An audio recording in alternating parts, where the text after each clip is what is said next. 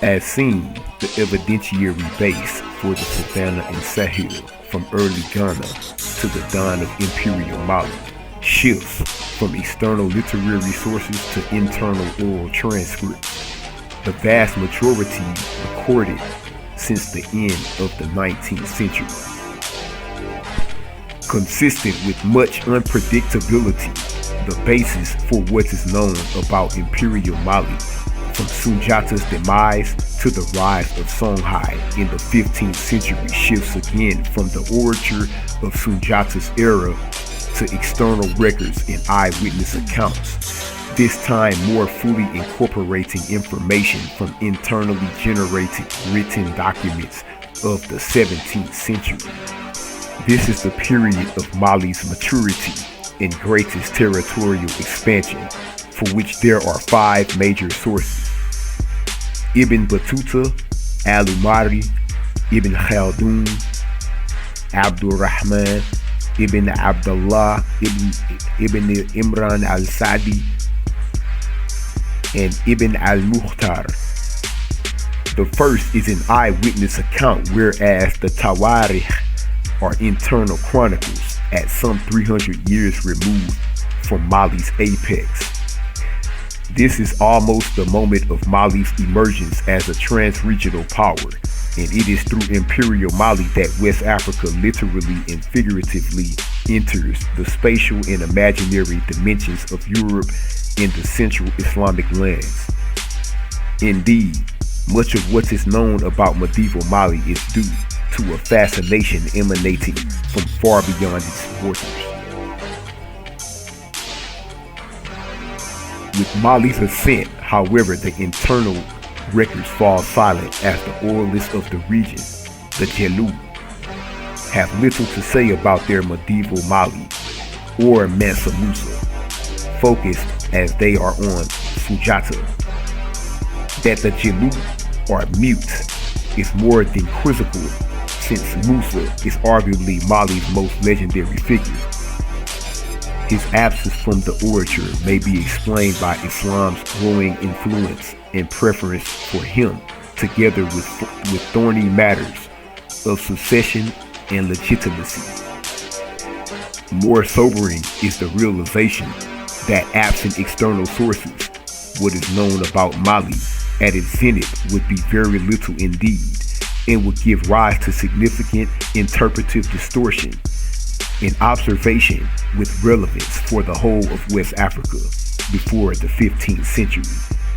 It is important to pay attention to the early succession process in Mali, as it features elements critical to the nature of polity in the region, while its lack of clarity proved to be a major cause of volatility and vulnerability for not only Mali, but Songhai as well. Its conceptual framework, as well as the dynamics fueling its various resolutions, thread through the empire's respective histories in an uncannily repetitive fashion. The outcome of the process was determined by an explosive mix of variables that included questions of qualification, the splintering of royalists, the rise of non-royalist contenders, and the increasingly powerful roles of servile formations. With respect to the specific case of early Mali, the succession following Sujata was far from straightforward, with any understanding of it complicated by inconsistencies concerning the role of lineality in determining heirs. The effects of royal adoption, Islam's emerging profile, irreconcilable succession claims between various branches of traditionalists, and the proposed emergence of a new category of stakeholder, the Dansan Tan. The oral corpus is both internally divided as well as in conflict with Ibn Khaldun over who actually succeeded Sunjata. They variously named as his immediate successor and eldest son, a brother, Gator Ma'uted Fakuli Koroma, or the Jomba, royal slaves, who preside over an unstable interregnum after which either first cousin or a brother is enthroned. The divergence certainly owes to the challenges of oral transmission, but by way of hypothesis, it also reflects the dawn of wholly new circumstances for which prior conventions were no longer adequate in initiating a process through which previously independent kingdoms were progressively incorporated into a novel imperial configuration, a trans-territorial expansion requiring ventures into new figurative terrain. Sunjata elevated and expanded the concept of the Mansaya.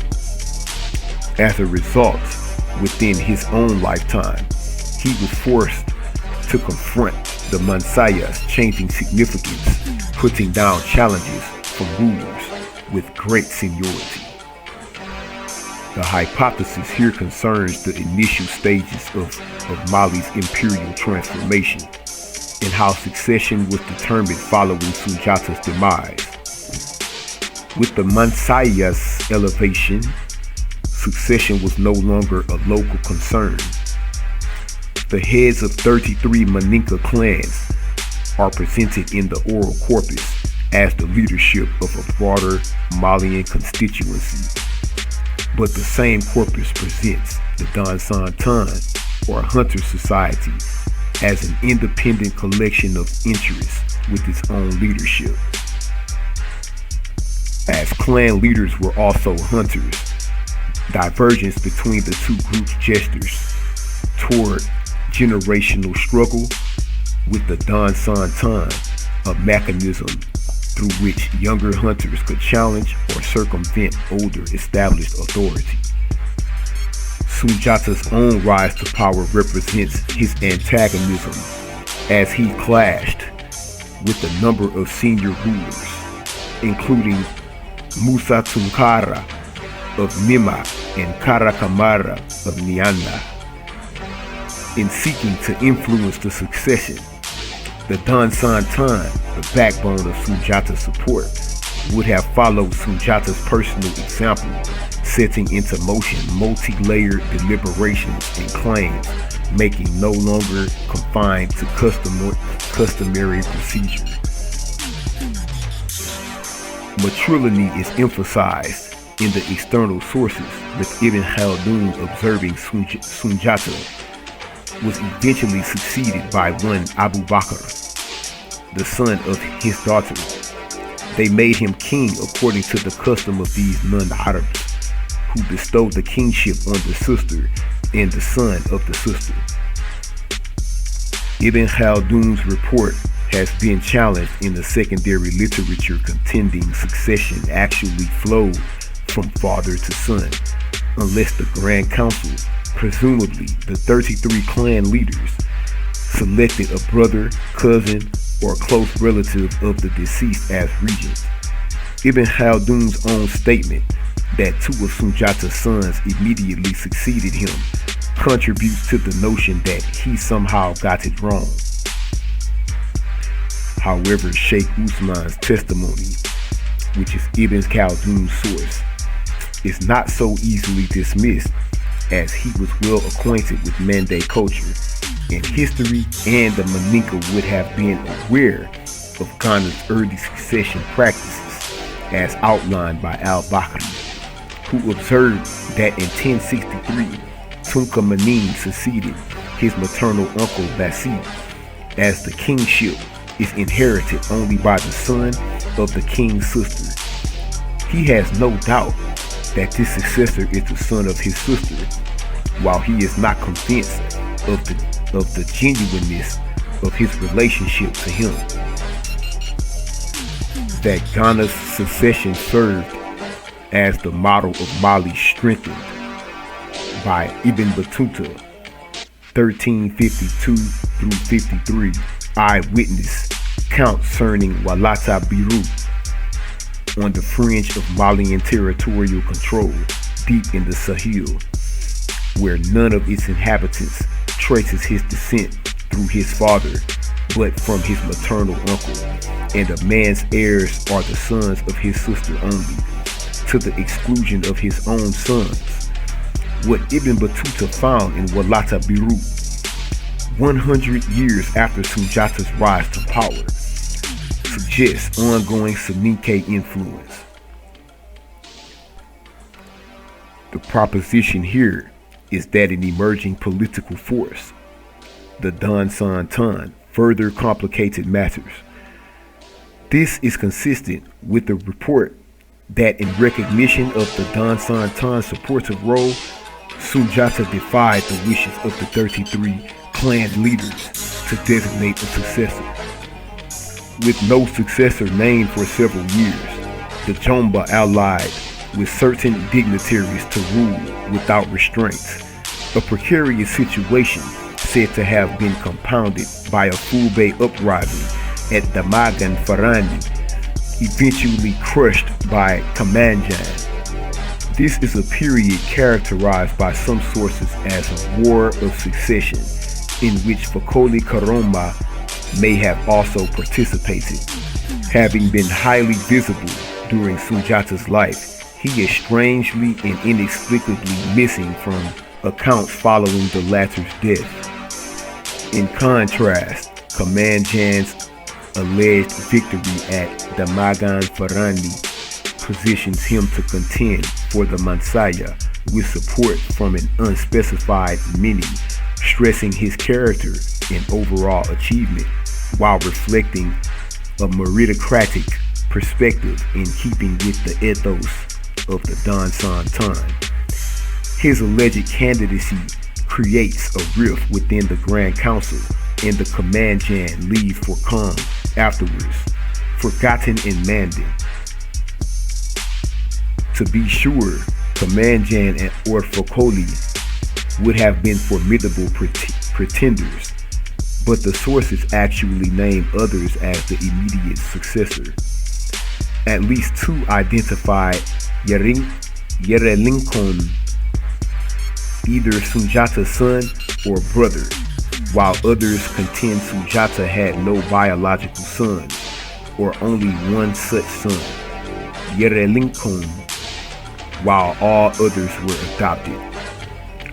Quote unquote, it seems that in the imperial family, adoption and bastardy were common. The Jibis, with traditions associated with the Kangaba Nyani, that assert Sunjata's adopted the sons of his generals as masters of practice. That the bloodline of pretenders may have been wholly fictive introduce substantial haziness into the process, and as well will be demonstrated, opaque succession rules ultimately proved catastrophic.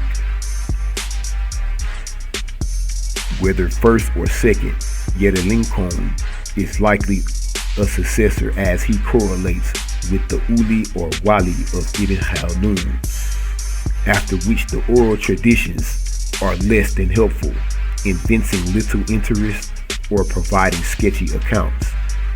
Ibn Khaldun, much closer to the events he describes, is more reliable as Sheikh Usman, which is his source, was unaffiliated with any elite branch and therefore unlikely to have favored one pretender over another.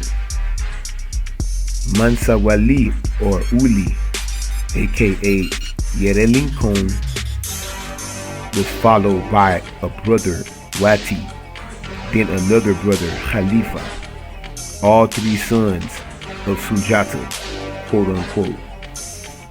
Of the three, Wali registers a presence. Indeed, Ibn Khaldun regards Wali as one of Mali's quote unquote greatest kings, performing the Hajj during the reign of Mamluk Sultan al-Zihar Baybar between 1260 and 1277 CE. Islam had played a minor role, if any, in Sunjata's life, so the claim that his immediate successor undertook such a potentially perilous journey owing to the distances and risk involved is fairly dramatic. This Hajj, if it took place, would have certainly shored up Yedelinkom, aka Wali's Islamic bona fides. The succession from Yedelinkom, aka Wali,